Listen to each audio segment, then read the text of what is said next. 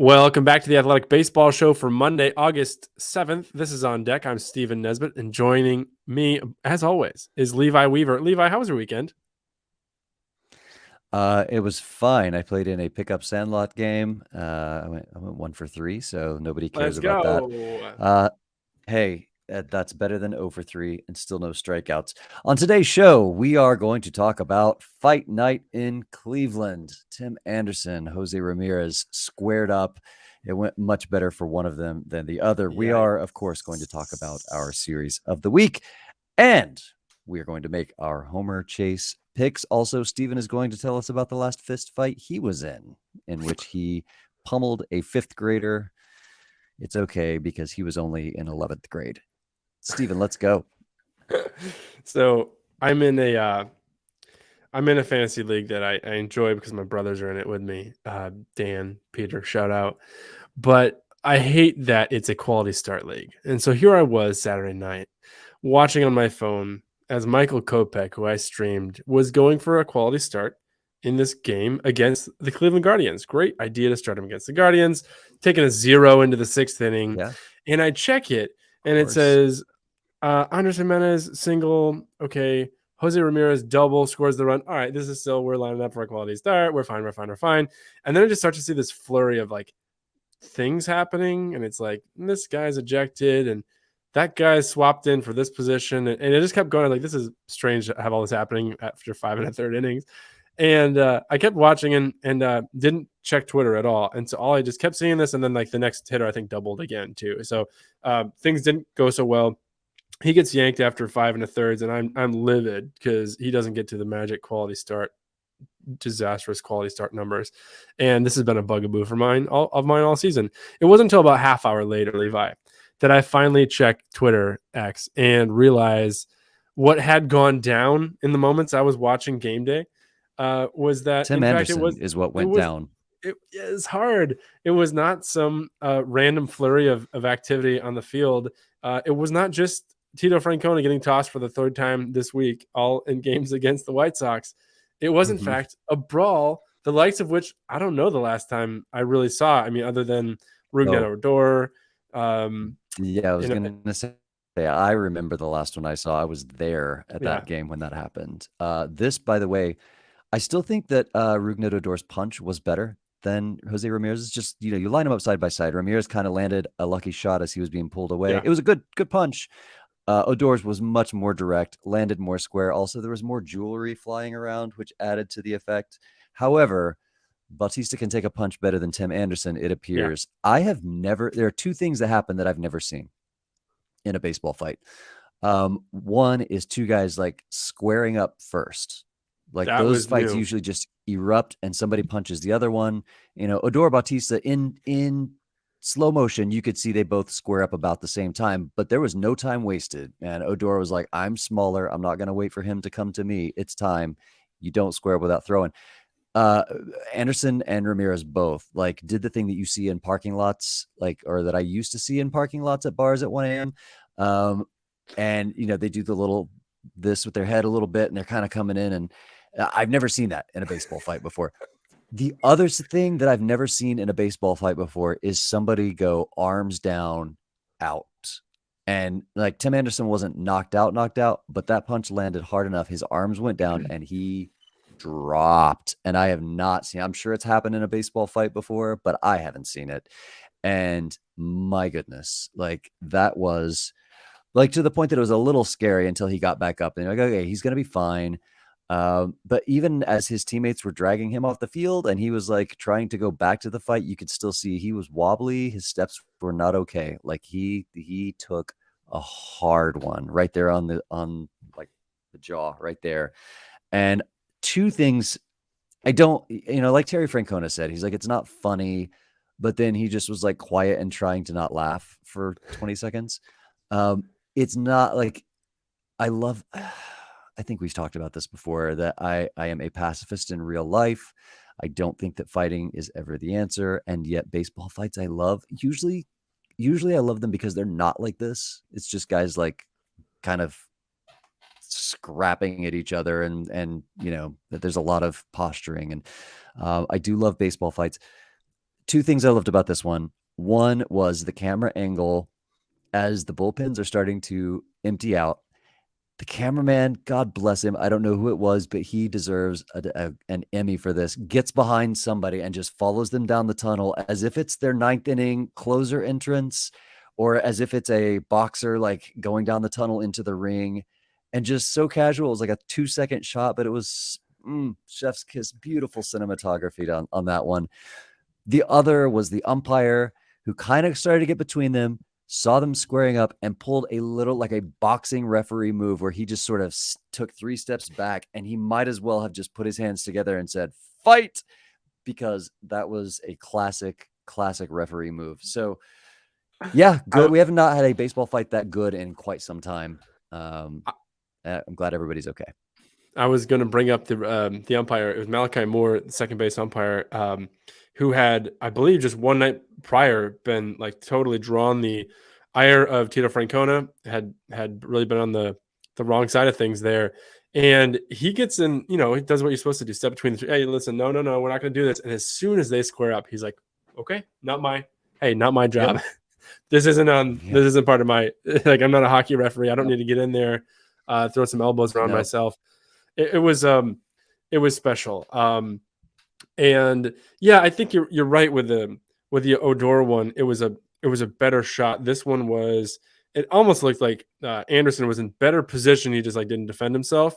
He landed 2 decent shots, and Ramirez was like ducking out of the way and just like he was in a headlock from your pitcher. Michael Kopech had him in a headlock. He's being pulled away and just throws a wild haymaker with his right and lands it. Like, that was, I don't want to say lucky. Like, he defended himself well. That's a guy that I would not mess with, but that sort of applies to all Major League Baseball players at this point. I'm 43 and made of Ritz crackers, but yeah, it was a good punch, but a little bit of luck. You did not land a knockout blow while you're in a headlock being pulled away. That's one we'll be talking about for quite a while, I think. So the actual like genesis of the problem here is, I guess Jose Ramirez has an issue with Tim Anderson and the way he handles himself. It kind of seems like he's always had something against him about like the way he tags people or something was part of the interview. The real like dispute here is over a hard tag. If you haven't seen the video, which I'm sure you have, double down the right field corner. Ramirez slides into second base. It's a short hop coming from right field. Anderson grabs it, and Ramirez actually slides right between his legs over second base, and Anderson brings it down, I guess hard, and I think it hits the helmet. I think it happens bad to me. I think it hits the helmet and then maybe goes down on his back. And so it didn't look bad. I just looked back at it again in slow motion. Still doesn't look bad. I understand if you can't see the tag yourself because you're between his legs right now, you may feel differently. I think maybe knock the helmet off.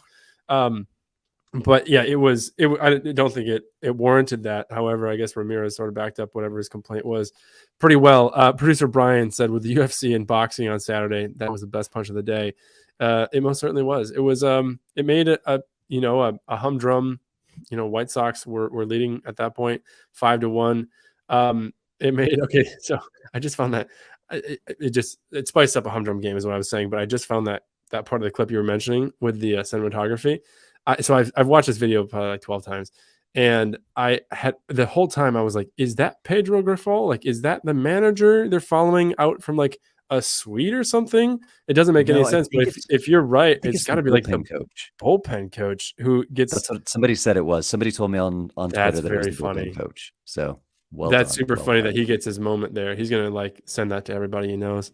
Anyway, so that's before we leave this alone and move on. I wanted to make note of what happened afterward. The postscript here. This went on for like 15 minutes, but our colleague Zach Maisel wrote this, and I'll just read what he said.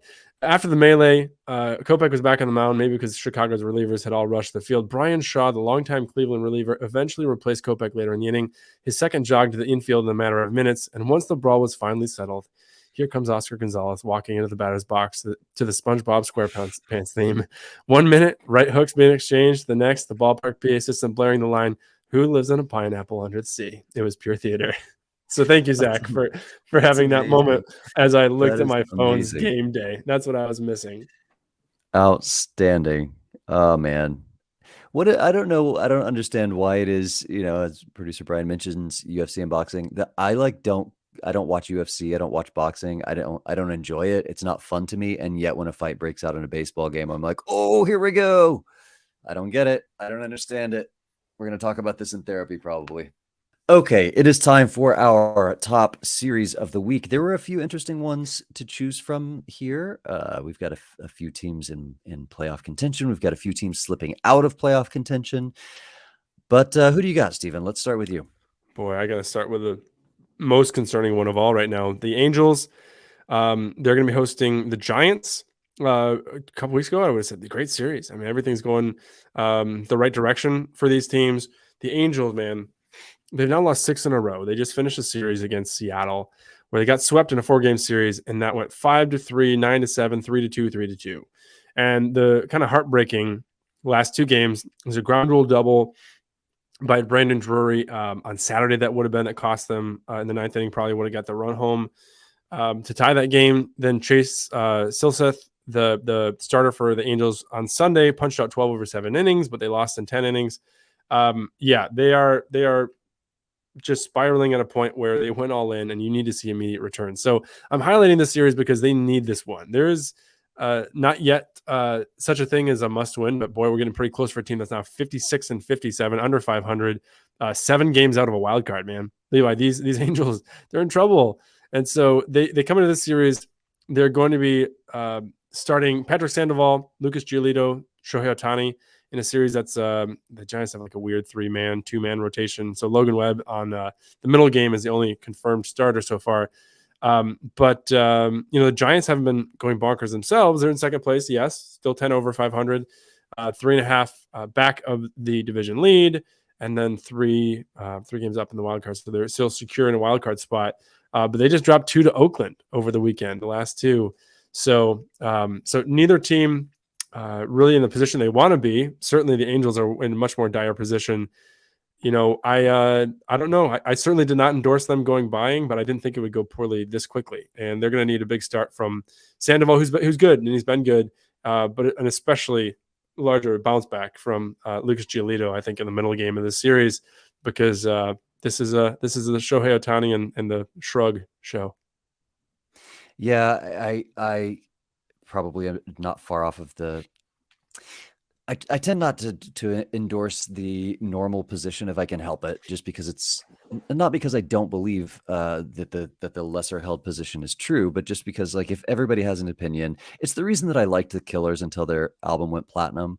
It's like I'm tired of this by now. Like, I don't want to just say the same thing that everybody's saying. I don't want to be boring, but in this case, I'm very basic and very boring in that, like you said, I didn't think it was the best idea for them to go all in. I thought they should have traded Ohtani. I didn't think that it was going to end well for them. I think probably most people thought that. Once it happened, I feel like I was on board with Jason Stark, or whichever MLB exec was quoted in Jason Stark's story saying we should all be rooting for the Angels right now. Like they took a huge risk. They went all in. Hey, you want to see moves like that succeed? You want to see the underdog take a big swing. And I mean, I don't know that you can call Shohei Ohtani and Mike Trout the underdog, but you want to see those like grand gestures rewarded, right? Like, okay, you know what? Against all odds, we believe in ourselves. We're going to do the thing, the impossible. We're going to make it happen. You want to see that pan out once in a while. That's why movies do that, because they know people will pay to see it. That is exactly the opposite of what has happened. The Angels are absolutely a disaster right now. It is not going well for them. And that's that. I mean, I wish that I had something more interesting or unique to say about the Angels, but I think it's pretty obvious to everybody that's exactly what the storyline is there. All right, who you got? On my end, I went with 2 teams who are also not doing well lately, but are both pretty close to a playoff spot. When we look at the standings, and this is, of course, as of Sunday, when we are recording this, the National League wildcard standings, the Reds are tied for the 3rd place wildcard position. The Miami Marlins are just a half game back. These are 2 teams that you and I have enjoyed watching this year. They've been fun at times, kind of underdogs. The Reds are young and fun. The Marlins had this great pitching staff. Neither team's doing very well. They are both 3-7 in their last 10 games. The records are almost identical, 58 and 55 for the Marlins, 59 and 55. For Cincinnati, the other similarity is that they are in extended losing streaks. The Marlins have lost 4 in a row. The Reds have lost 6 in a row, similar to the Angels. Both of these teams had probably the inside track to a wild card position. Yeah. And they have just spit it up. The Cubs are now in a wild card position. The Cubs have been red hot since the trade deadline, or they're a little bit before. When you look at the, I like to do the who's hot, who's not. When you look at the Miami Marlins, you've got some guys that are over 1,000 OPS over the last 2 weeks. Garrett Hampson, Jazz Chisholm, Josh Bell, of all people. He has had a little bit of a renaissance after arriving in Miami. Nick Fortes, but the number of plate appearances, that's only 8 for Hampson, 17 for Chisholm as he's come back from the injury. Josh Bell, it's 19. Nick Fortes, 23. Your one hitter that's doing pretty well is Luis Arias at 888, and he's got 55 plate appearances. So, like, the hot bats are really not guys that are playing a lot. They just got swept in Texas. The pitching's doing fine-ish. Sandy Alcantara did have an 0.53 ERA the last 2 weeks. That was before he gave up 4 earned runs on Sunday in Arlington. Braxton Garrett has been pretty good. Steven Okert in his last 6 innings, a 0 ERA.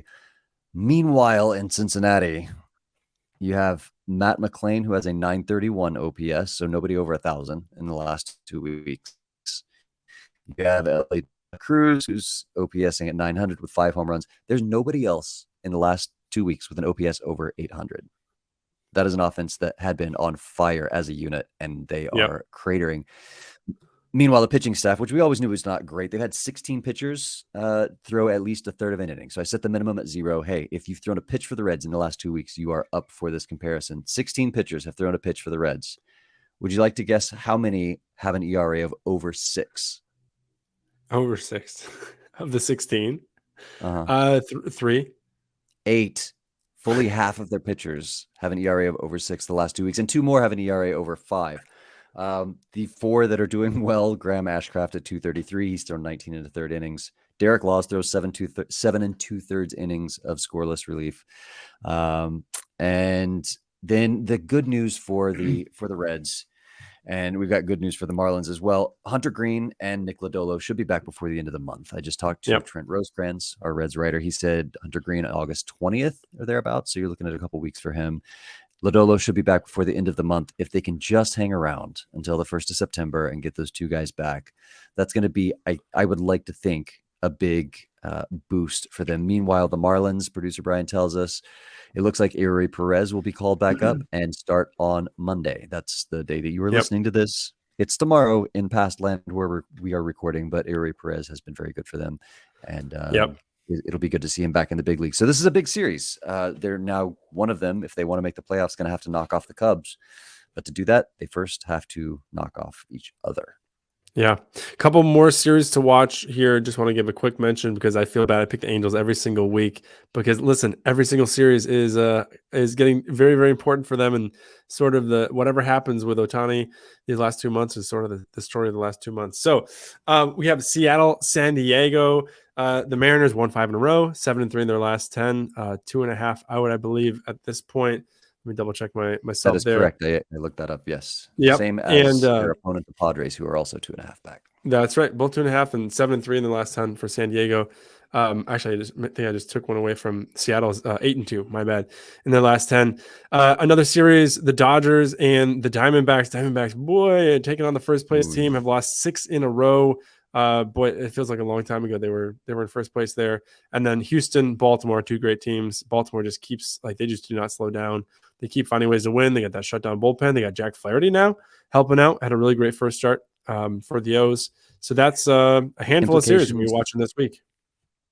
Yeah, implications in the AL West too, which we all know that I pay a little closer attention to. The Astros are playing the Orioles. Meanwhile, the Rangers are going to Oakland to play the A's. So that is, the Rangers are already up. What are we looking at? Sorry for the delay. I think it's one. They're up 1 game as of right now. Got a chance to build up a little bit of a lead there over the next 3 or 4 days.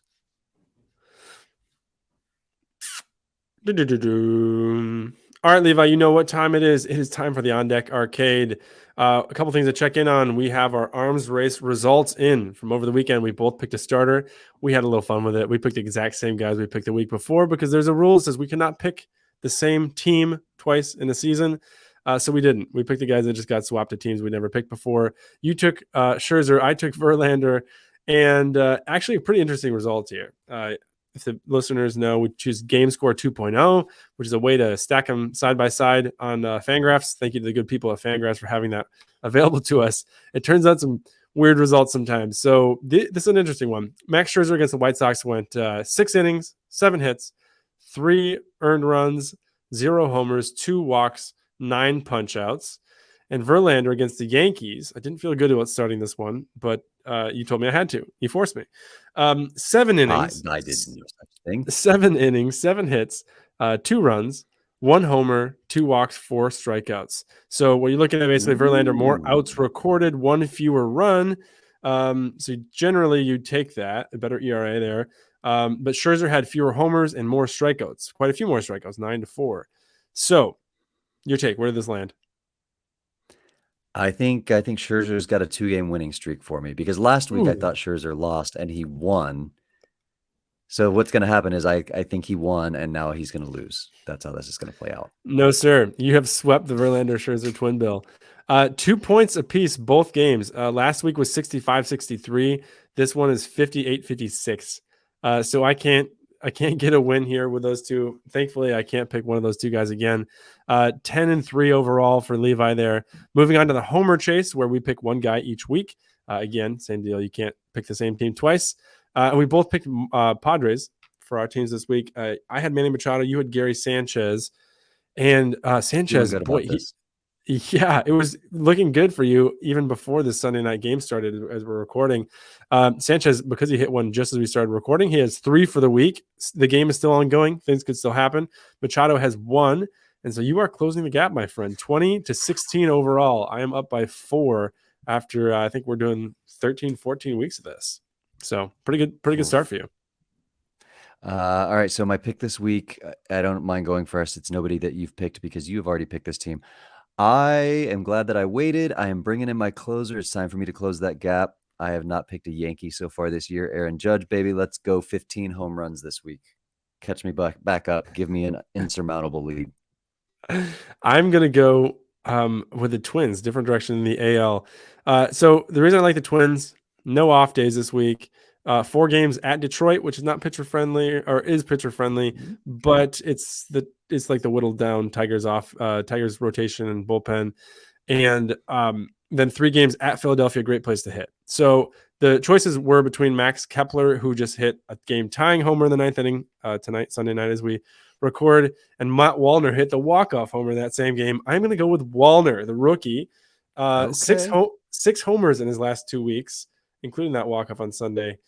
So that's my guy, Matt Wallner. I would not have thought when we started this game that I would have picked Matt Wallner. Man, how far has Joey Gallo fallen that you're picking Matt Wallner over Joey Gallo?